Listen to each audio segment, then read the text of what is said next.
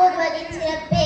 வெள்ளிக்கிழமை இந்த சூறாவை ஓதினால் ஓதக்கூடியவருடைய கால்கள் பொறுத்து வானமர ஒரு பிரகாசம் ஏற்பட்ட அது ஒருமை நாளையில் அவருக்கு முன் பிரகாசித்துக் கொண்டிருக்கும்.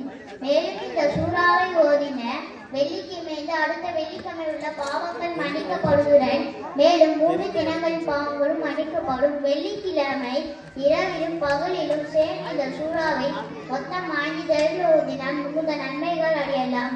வெள்ளிக்கிழமை இரவு 44ஆம் சூறாவாகிய சூரா துகான் ஓதினால் பாவங்கள் மன்னிக்கப்பட்டு 70 மலக்குகள் பாவமன்னிப்புக்காக துவா செய்வார்கள். மேலும் வெள்ளி இரவிலும் பகலில் சூறாவை ஓதினால் ஓதியவருக்கு மாற்றி ஏற்படும். மேலும் சூரா ஆலா இம்ரான் சூரா உது இவற்றை வெள்ளிக்கிழமை ஓதலாம்.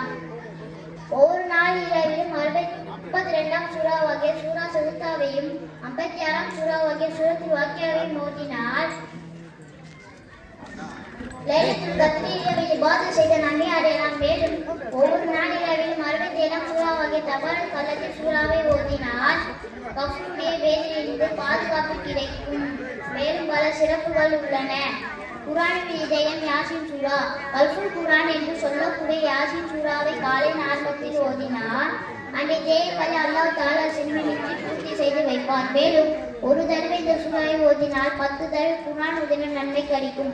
மேலும் கடன் தொல்லை உள்ளவர்கள் இந்த சூறாவை ஓதினால் கடன் தொல்லை நீங்கும். மேலும் பல சிறப்புகள் உள்ளன.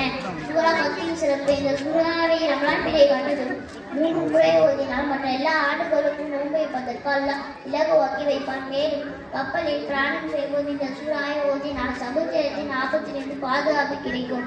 மேலும் பல சிறப்புகள் உள்ளன. அஸ்ஸலாமு அலைக்கும் வரஹ்மத்துல்லாஹி வபரகாத்துஹு.